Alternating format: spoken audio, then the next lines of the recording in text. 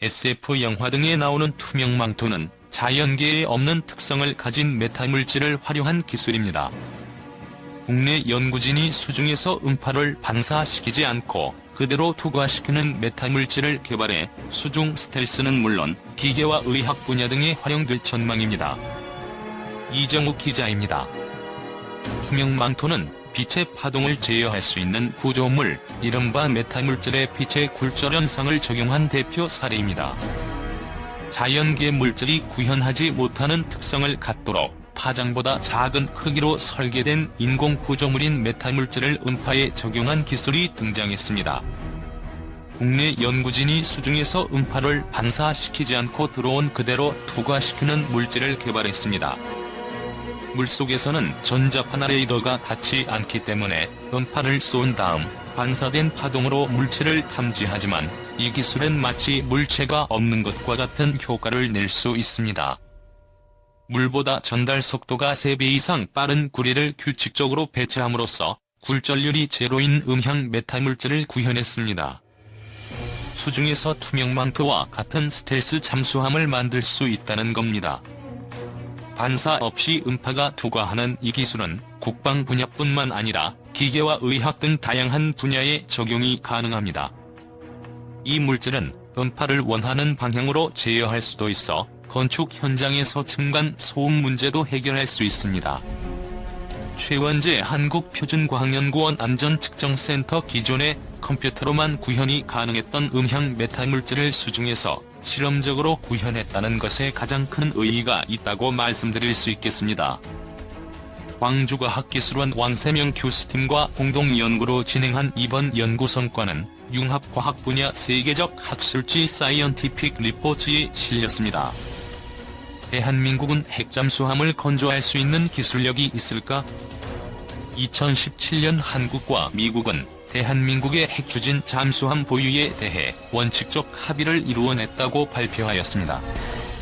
그리고 얼마 안가 그해 11월 한미 정상회담에서 트럼프 대통령으로부터 한국의 핵추진 잠수함 보유에 대한 긍정적인 입장을 확인하면서 대한민국도 핵추진 잠수함 보유국이 되는 것은 시간 문제처럼 보입니다.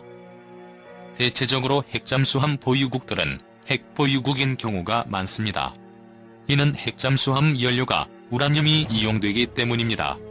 세계적으로 핵원료인 우라늄인 핵보유국이 아닌 이상 제작하기도 수입해오기도 까다로운 것이 사실입니다.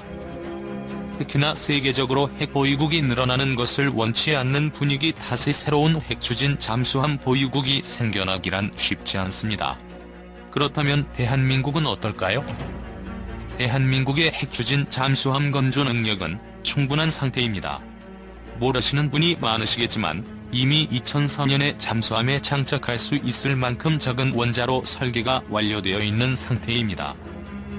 잠수함 건조 능력 또한 선원 1급을 비롯한 여러 척의 잠수함 건조 경험이 있기 때문에 큰 문제는 없습니다. 또한 핵추진 잠수함을 건조하기 위한 경제력도 문제가 없는 수준입니다. 핵추진 잠수함을 건조하기 위해서는 약 1조 3천억 원이 예상된다고 합니다. 물론 적지 않은 규모이지만 대한민국의 예산 규모로 볼 때 불가능한 수치는 아닙니다. 따라서 경제적으로도 핵추진 잠수함 보유국이 되기에 부족함이 없다고 볼 수 있습니다. 문제는 우라늄입니다. 미국의 경우 핵추진 잠수함의 90% 농축률은 가진 우라늄을 사용하고 있으며 영국과 프랑스는 20% 농축률의 우라늄을 사용하고 있습니다. 우리나라의 경우 현재 사용하고 있는 우라늄의 100%가 수입에 의존하기 때문에 이 또한 수입에 의존하여야 할 것으로 보입니다. 이 우라늄을 수출하는 국가는 대부분 핵공급국 그룹에 속해 있습니다. 핵공급국 그룹에서는 군사적 목적으로 사용될 경우 우라늄의 수출을 금지하고 있습니다. 따라서 대한민국이 모든 기술을 확보하였다고 하더라도 우라늄 수입과 관련된 문제를 해결하지 않는 이상 핵추진 잠수함을 건조하거나 보유하는 것은 불가능한 상태입니다. 이러한 이유 때문에 우라늄과 관련된 문제를 해결하기 위해 끊임없이 미국에게 요청하고 있는 것입니다. 문재인 대통령이 후보 시절 핵추진 잠수함 보유에 강한 의지를 내비추었던 만큼 이번 정권 안에 핵추진 잠수함과 관련된 본격적인 논의가 시작될 가능성이 매우 높습니다. 하지만 중국과 일본과 같은 주변국들의 반대가 심하여 이 또한 쉽지 않을 것으로 내다보입니다. 또한 미국이 대한민국의 핵추진 잠수함 보유에 대한 긍정적인 의견을 내비추었다고 하더라도 이것이 협정 개정으로 가는 것은 쉽지 않다는 것을 보면 핵추진 잠수함 보유국이 되는 것은 조금 더 멀리 바라보아야 하지 않을까라고 생각됩니다. 얼마 전 트럼프 대통령과 문재인 대통령과의 정상회담에서 최첨단 전략 무기 도입에 관한 이야기가 오고 갔습니다.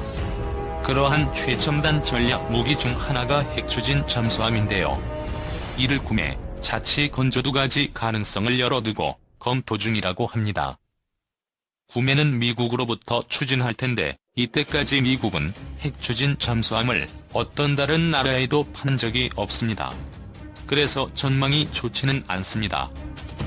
자체 건조를 한다면 시간이 조금 걸리겠지만 불가능한 점 또한 없다고 봅니다. 그렇다면 핵추진 잠수함이 어떠한 것인지 한번 알아보겠습니다. 핵추진 잠수함? 핵으로 추진을 하는 잠수함이라는 말로 원자력 잠수함이라고도 합니다. 이는 사용하는 무기에 따른 분류가 아닌 동력원에 따른 분류입니다. 석탄으로 가는지 석유로 가는지의 차이와 동일합니다. 그렇다면 이 원자력 잠수함이 일반 디젤 잠수함과 다른 점이 무엇이길래 추진하고 있는 걸까요?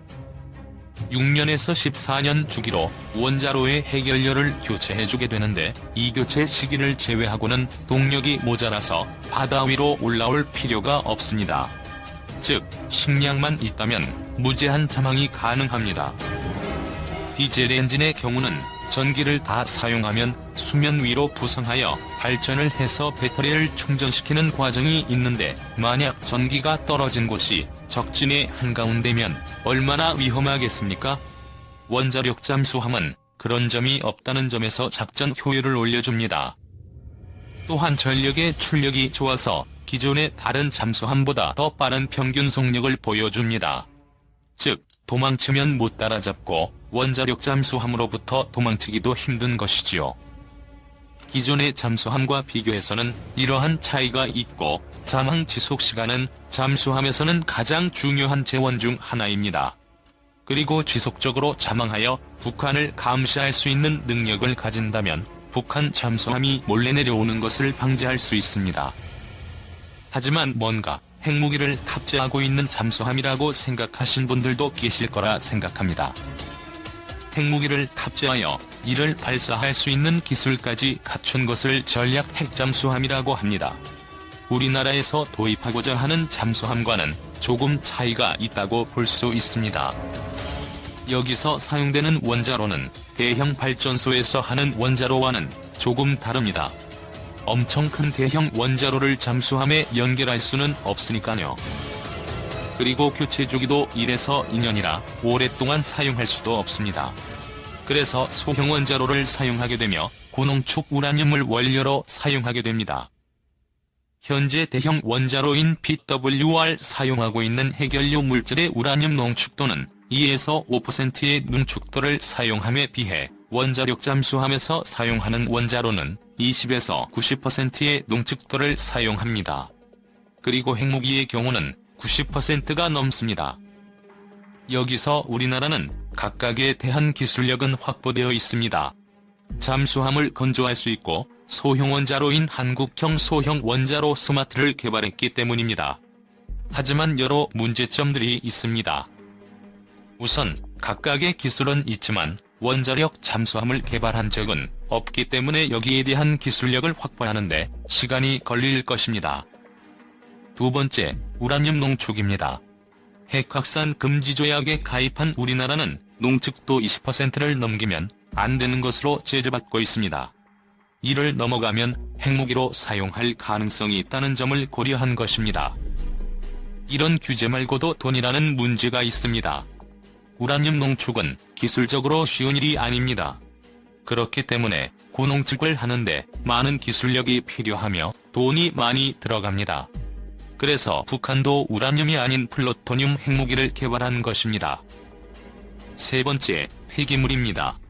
원자로를 사용하면 폐기물이 나오는 것이 당연한데 이는 여기에만 해당하는 문제가 아니라 원자력 발전 전체에 해당하는 문제라고 봅니다. 현재도 폐기물 보관에 관해서는 입지 선정 때문에 문제가 많습니다. 네 번째, 승무원들의 피폭입니다. 만약 원자로가 들어가게 되면 원자로 내부는 방사선 관리 구역으로 규정이 되며 피폭 관리의 대상이 됩니다. 하지만 지속적으로 내부에 오래 있어야 한다는 점에서 피폭 관리 측면에서 기존의 방법보다는 새로운 방법이 필요합니다.